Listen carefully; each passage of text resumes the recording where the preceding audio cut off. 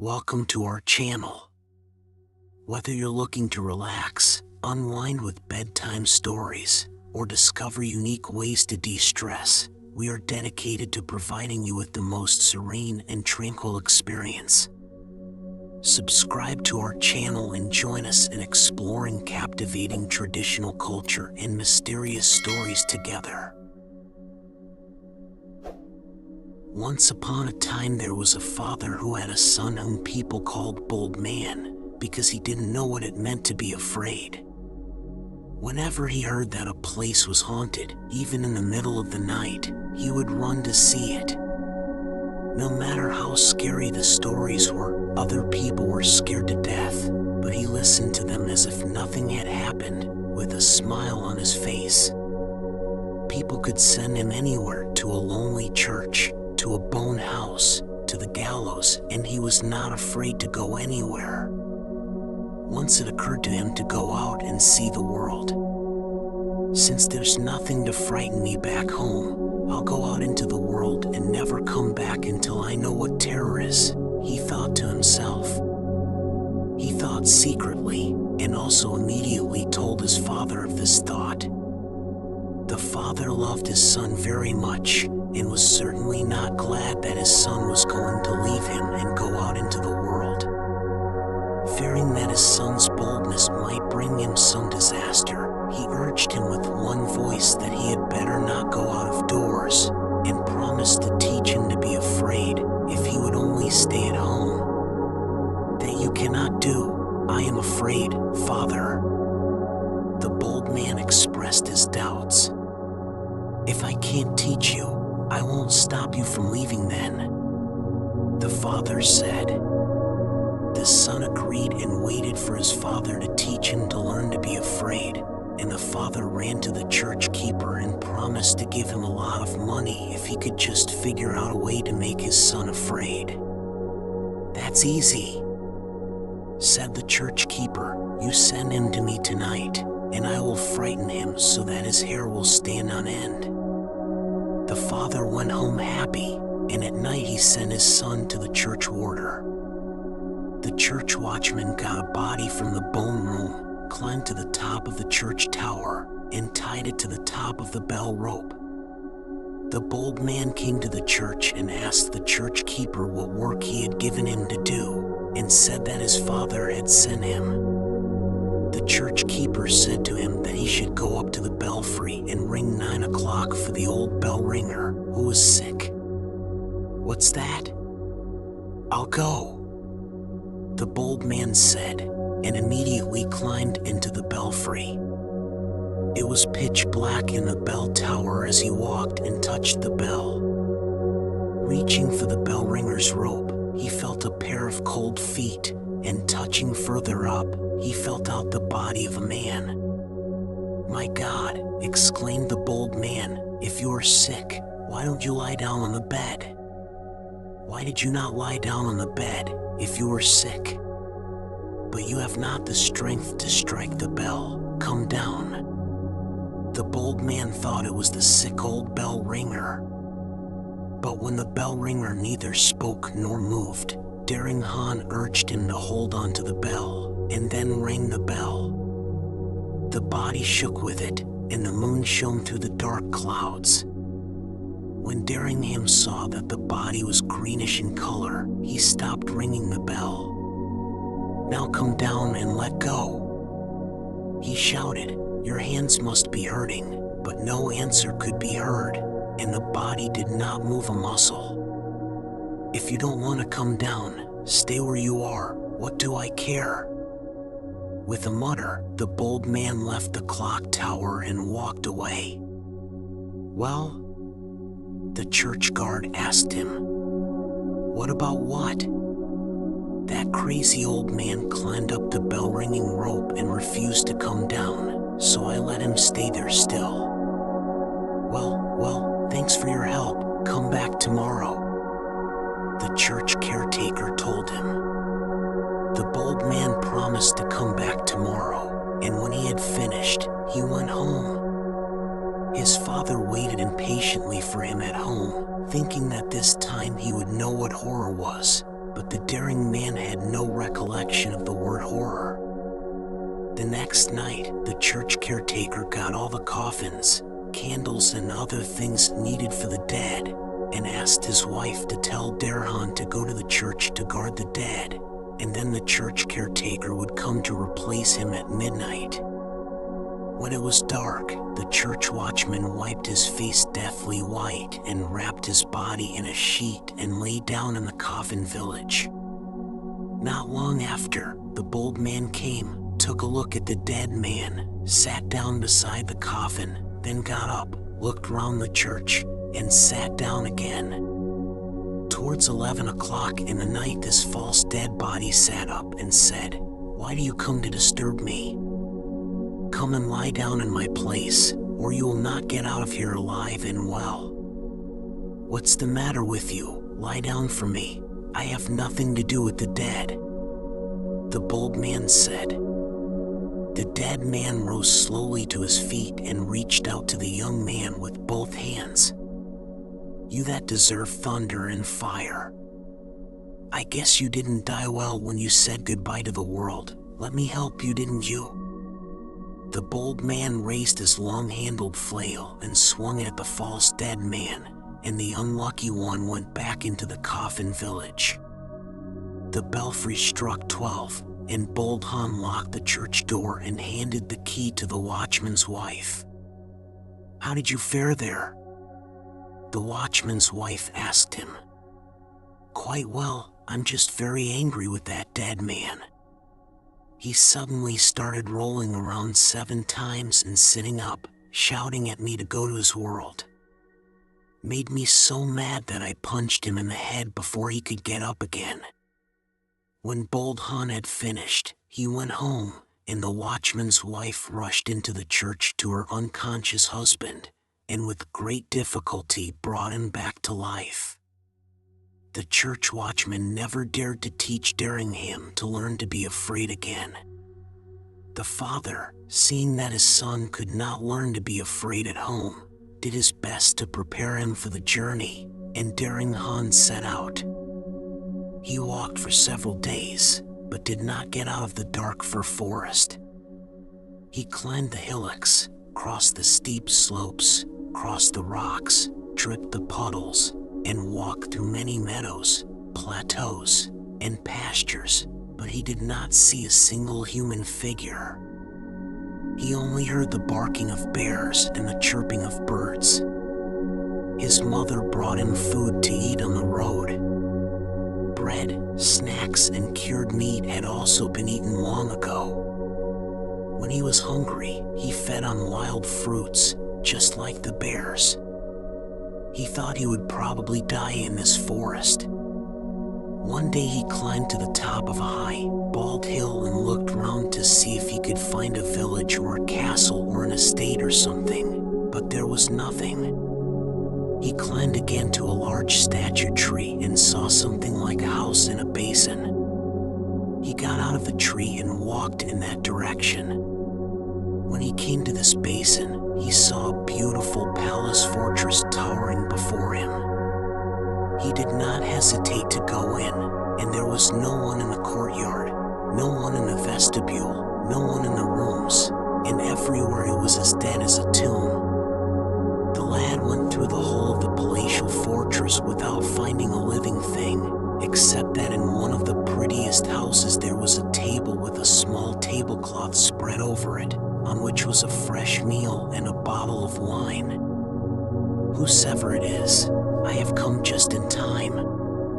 With these words, the bold man sat down at the head of the table and ate and drank to his heart's content. After eating his fill, he looked around and immediately saw the made bed. "This is strange," he thought in his heart. "This palace fort quasi would a person to take good care of him." So he looked around again, and as he went east and west, he found a small door which he had not noticed before this. He opened the little door and found a very beautiful garden inside. He wanted to go in and have a good look at it, so he went inside and saw many exotic flowers and valuable trees, but even here, as in the palace fortress, there was not a living thing to be seen. At last he came to a small lake. Look! In the middle of the small lake, under the surface of the water, was the figure of a beautiful woman, controlled by demonic magic and unable to move. The bold man's eyes would not leave the lady, so he said to her, "Beautiful girl, come out of the lake and help me to dispel my loneliness." The wench answered him, saying, "Dear lad, I cannot come to you." "Why can't you? Have you already been stuck here suffering for a long time? What's going on here? Who is looking after you? Why is there no one in the castle?" The boy asked her questions one after another. The girl replied, "My father was the king of this region, and until now he's the king of the Black Sea between the 3 mountain peaks.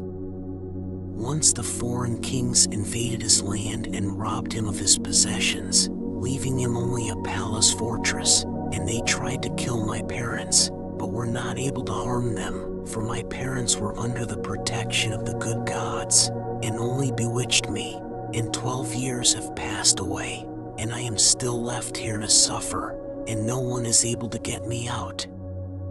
"Alas, poor man," said the lad, "what sorcery have they cast upon thee? How can I get you out? I would willingly give my life for you."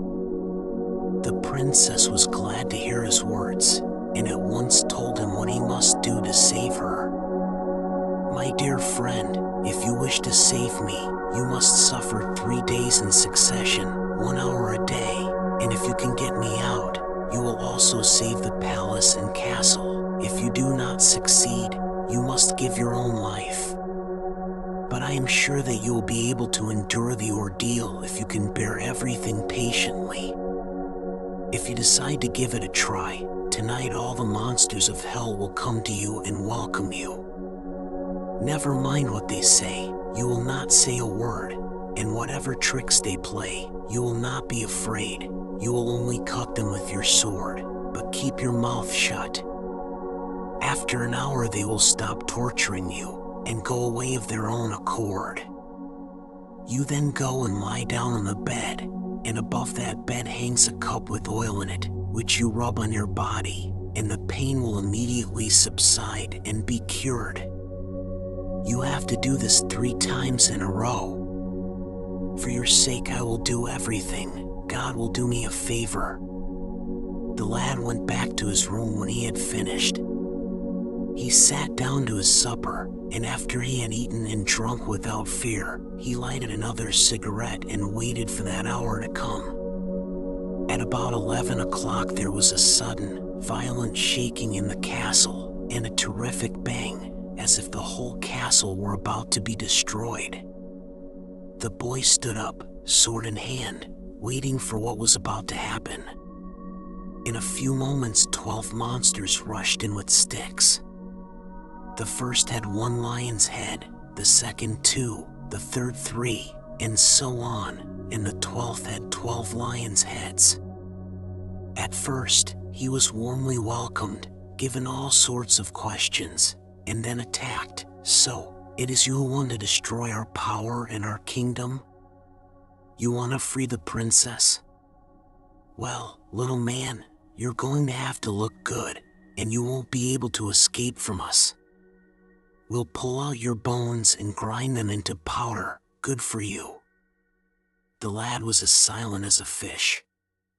All the monsters were surprised by his silence. Suddenly the enraged lad swung his sword and made a flurry of slashes until he fainted with exhaustion. The clock struck 12, and the hour of the monsters expired, and all ran out, even those within who were whipping the bold man. The lad rubbed himself with the oil from the cup as the princess had told him. And really, as soon as he was rubbed, he was restored to health. He then lay down on his bed and slept until the morning. As soon as it was light, the bold man woke up. Breakfast was already set on the table waiting for him. His first thought was of the princess. He ran into the garden, and how astonished he was when he saw that the lake had descended to the princess's waist. He was too astonished for words at her beauty. She, too, looked at him affectionately, and her face was already much brighter than it had been yesterday. "My beautiful girl, come to me, into my arms," the bold man cried. "I cannot, my dear," said the princess. "You will have to suffer 2 more nights if you want me to come out of the lake and come to you. I would gladly go and endure everything for you, and even give my life for you." The lad cried out. And so they comforted each other and spoke to each other until evening, when the bold man seemed to feel his strength multiply. Supper had been set out waiting for him in his room. He quickly filled his stomach, but as he was approaching that unfortunate hour, he suddenly felt ill and a chill ran down his back. A hive of guests burst in, and, as on the first occasion, first spoke to him kindly and asked him all sorts of questions. The lad stood motionless, then drew his sword, and slashed without a head, so that whoever touched him either made him lose his nose, or lose an ear, or else even his whole head fell off. The longer the fight lasted, the more exhausted the bold man became, and the monsters surrounded him, and dragged him all the way to the hall, where they pumped a bellows into his stomach, and his belly nearly burst open, and then they kicked him like a ball, and rolled him round and round with their sticks. If the clock did not strike 12, he was afraid he would be tortured to death. As soon as the clock struck, the monster disappeared, and threw the half-dead daring man on the floor. "How am I to get that cup of oil?" The lad sighed, and with great difficulty crawled into bed, where he was instantly as healthy as ever, just as soon as he had rubbed the oil from the cup. He slept, and early the next morning went out into the garden to meet the princess. The princess was very happy, and put her hand out to him, standing on the water as if it were dry ground. "My dear, come into my arms," the lad cried out impatiently. "Not yet, my dear, one of my feet is still nailed up in the lake," replied the princess, and they confided in each other, comforting and encouraging. The princess did not know how to be grateful to the young man who was about to rescue her, and who stared at her until evening, fascinated by her beauty, and could not get enough of her. At a certain hour, he went back to his room. He did not want to eat and drink, and his heart was a little confused. He knew that great torment awaited him. In the evening it began to cloud over, and thunder and lightning came in a frightful storm, and the palace castle shivered as if with malaria. Just at 11 o'clock the monsters broke in with pitchforks, and the bold man was startled. They greeted him first, as they had done 2 nights before, talking sweetly to him and asking him all sorts of questions. When they saw that he remained silent, they sought him out as if they were mad, and he fought them hard, cutting their heads like cabbages. But unfortunately the sword broke, and the 3 largest monsters seized Bold Han, saying that they were going to pitchfork him to the barbecue. They really would have done so had it not been for the ringing of the 12 o'clock clock. The monsters had lost their magic, and, dropping the key, departed altogether. Exhausted, the daring man rubbed oil over his body and slept until the next morning. He ran out into the park, and from a distance he saw the princess in her festive dress coming towards him from the lake. "I have fulfilled the promise I made. Forget their spells and the suffering they have endured and come to me," he shouted at her. The princess ran towards him with joy and embraced him and kissed him. "I have been condemned to a lifelong flap," she said, "and I want to thank you for saving me." I have nothing else but to repay your great love by giving you this white silk scarf as a token of affection, with my name embroidered on it in gold thread. Please promise me again to take me to my father as soon as possible, and then I will marry you." The bold man took the right hand of the princess and promised her that he would love her till death. In the palace fortress, they found many people who had been rescued at the same time as the princess.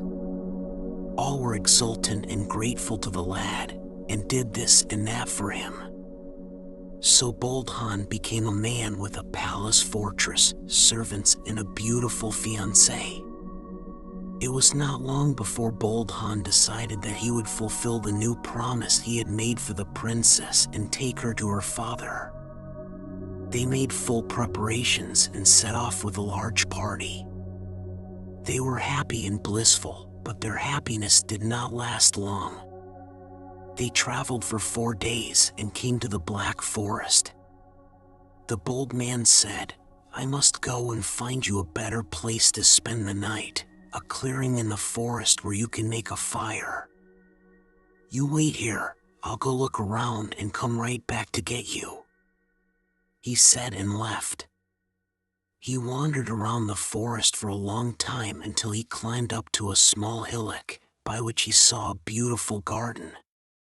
He ran straight towards the garden. The nearer he got to it, the more beautiful he found it. He found some beautiful flowers inside, but he did not dare to go in, and then he could not help himself, and at last he plucked up courage, opened the door, and went into the garden. As he walked along, he did not realize that he was being followed by 3 beautiful little girls, and he hastened to dodge into the rose bushes, lest they should see him and bring him into unexpected misfortune. The little girls passed him, and the eldest said, "Look, sisters, there is something going on here, and the rose bush is still shaking." They plucked away the rose boughs and found the bold man. They called him out, and the 3 of them took him by the arm and led him into the palace. In this palace lived a banshee, and these 3 girls were the daughters of the banshee. The demoness and her 3 daughters loved daring Han, who was indeed strong and sturdy. They agreed to keep him and make him take one of the 3 of them as his wife. They persuaded him, begged him, and threatened him, but when they had used all their tricks to no avail, they put him in a cell and tortured him with hunger and thirst. At this time, the princess searched everywhere for her fiancé, and, grieving for him and fearing that he had met with disaster, she ran all over the world in search of him. On the 3rd day, the demoness released the bold man, for he had promised her to marry one of her daughters. To be on the safe side, the demoness cast a magic spell so that he could only leave the palace for a quarter of an hour at the most. The bold man paced the courtyard sadly, observing every corner and looking at every tree, imagining that somewhere he would find his dear fiancée. But all in vain, his heart was broken, and he wept as sadly as a child. "Even if she is at the end of the world, I will go and find her," he thought to himself, "but what can be done? You can't even get out of the palace gates, can you?" He was shut up like a dove in the claws of an eagle in the claws of these godless demons, and he was tormented to the point that he grew thinner and thinner every day, weak in both feet, and wandering like a shadow. Once he sauntered towards the forest side, and as he did so, he wept with grief for his beloved, when suddenly he met a kind-hearted female magician, who asked him why he was sad and why he wept. "Grandmother, if you knew why I am sad, you would also weep sadly for me," he replied. "I know why you are sad," said the magicianess. "Be quiet, all will turn out well. Do you really wish so much to see your betrothed?" "Oh, Granny, how do you know?" Daringham asked in amazement. What kind of magician would I be if I didn't know what was going on in the world? Just tell me if you want to see the princess. At least once, even if it's the last time, I would like to see her." The young man shouted. "In that case," the demoness smiled kindly, "I'll make your wish come true. Give you this magic weed, put it in your left shoe and go back to the palace castle. You have nothing to fear. The demoness is powerless to overpower you. She will turn into a cat. As soon as you enter the palace fortress, this cat will jump on you, and when you kick it with your left foot, it will immediately run away like an oiled wheel. You gather your things and run to me, and I will show you the way to your fiancé." The bold man did as the magicianess said and returned to her. This wise old man greeted him and said, "Did you do all that I said?" "Yes," replied the bold man. "You have nothing to fear," said the old woman. "The banshee cannot move unless I ask questions. Now you go along this road in the center, not turning to the left or to the right, until you come to the peak of a mountain, which you walk up one step at a time until you come to the top of the mountain, and there you will see a large garden with many beautiful flowers, but on each of these flowers there is a human bone pressed down, and you will gather up all the bones and put them into a pit, which you will bury in the earth. This action will bring you happiness. If you don't listen to me and complete all this task, your bones will also be used to press the flowers. While you are working, a mighty beast will come up to you and praise you for your actions and ask you what you want in return. You ask for nothing else, as long as it tells you where your most beloved is. This beast is the king of all four-legged beasts."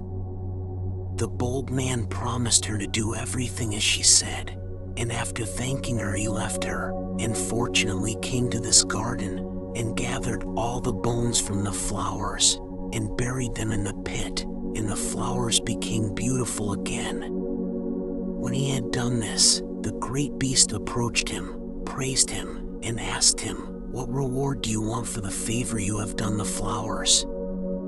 "I don't want anything else but to find my fiancée." "Wait a moment," replied the behemoth. "I will call all my men and ask them." And after saying these words, the king of the beasts took up a large trumpet and blew so hard that the ground shook. A few moments later, all kinds of animals gathered. The king of beasts asked them one by one from childhood if they had ever seen such a girl, but not even one of the beasts had seen her, and the young man felt so sorry for her that he cried sadly. "Do not be sad," said the king of the beasts. "If my ministers do not know, the birds of prey will. Go to my brother who rules over all the birds, and he will tell you how to find the law." The bold man obeyed its words and moved to seek help from the king of the birds. "I will gladly help you," said the king of birds, "in reward for all you have done in my brother's garden." He also took up a large trumpet and blew it so that the ground shook, and in a short time there flew in an uncountable number of birds of all colors, which crushed the branches of the trees and broke them. The king of the birds immediately asked them if they had ever seen such a girl. "Never seen one, never seen one." There was a chorus of replies. The bold man was in a hurry and cried bitterly of his misfortune. At that moment there was a rustling in the forest, and everyone turned round to see a large eagle flying in the air. As soon as the king of the birds saw it, he cried out, "How dare you be late, you bold man, after I have blown my horn so long?" The eagle began to explain to it respectfully, "Your Majesty, I am late because I was carrying a girl across the Black Sea." "What kind of girl?" The bold man at once pursued him in a quicker voice. "The daughter of the king of the Black Sea," replied the eagle. "Is she alive?" The jovial lad asked again. Not only is she alive, but she's preparing to be married. The bold man's face turned pale at the eagle's words. What am I to do, I unlucky man? How am I going to make it all the way? If I lose my fiancé, I will be unfortunate for the rest of my life. I really can't wait to reach her right away. The bold man was so anxious that he said to the eagle, "Have pity on me and carry me to the other side of the Black Sea. Be merciful." "I am old," said the eagle, "and have not so much strength to carry you." But still the bold man kept on begging him until the eagle granted his request. "Well, let us go on our way. But if anything happens at sea, it will be your fault, not mine." My elder eagle," said the lad cheerfully, "if you deliver me happily to my darling, I will repay you with all my heart. I will keep you to death as I would my own eyes.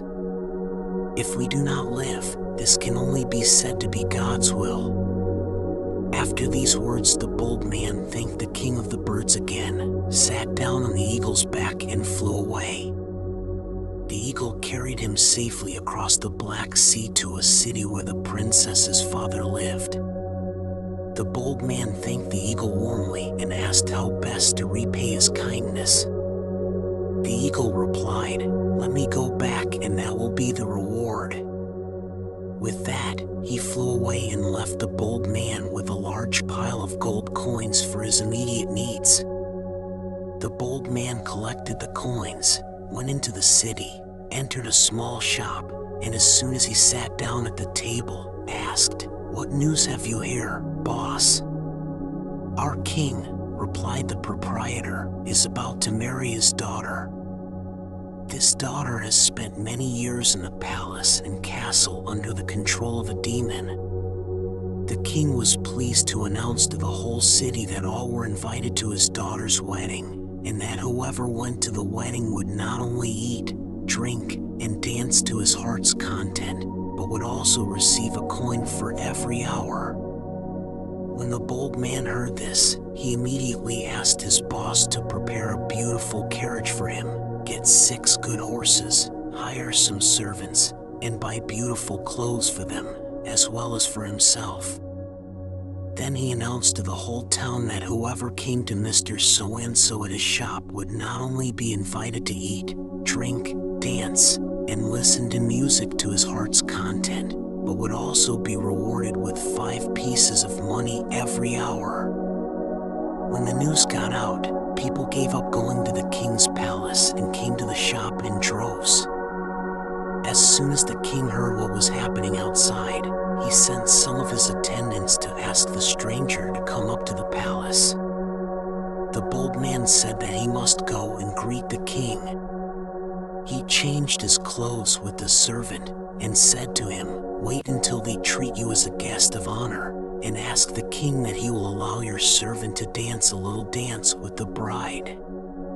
Immediately, the nobles of the royal court courteously entertained one of the servants in his master's garb, gave him a feast, and invited him to dance a little dance with the bride. "I cannot dance," said the servant, "but allow my servant to dance with the bride." They granted his request, and Bold Han danced with the bride. After the dance, he deliberately dropped the white silk scarf which she had given him. The princess picked up the scarf, and as soon as she saw her name embroidered on it, she turned back to look for the man who had danced with her, but he had already disappeared with his servant. The princess said to her father, "My husband can only be the one who dropped the man in the white silk." Suddenly, the bold man returned to the palace in splendid clothes, and as soon as his fiancée saw him, she ran out to him, too happy for words. They embraced and kissed, and never had enough. The whole city was in an uproar, and the whole country celebrated this joyous day. After some days, the bold man went with his wife to visit his parents. The old parents were so happy when they saw their son, whom they had long thought was not alive, that they almost fainted. "Dark, my good son, have you learned to be afraid?" Father asked. "Honestly, Father, I'm not even afraid of the devils in hell, but I'm afraid of the mean old banshee witch," Daring Han replied. He took his parents to his kingdom and lived a happy life until he left this world.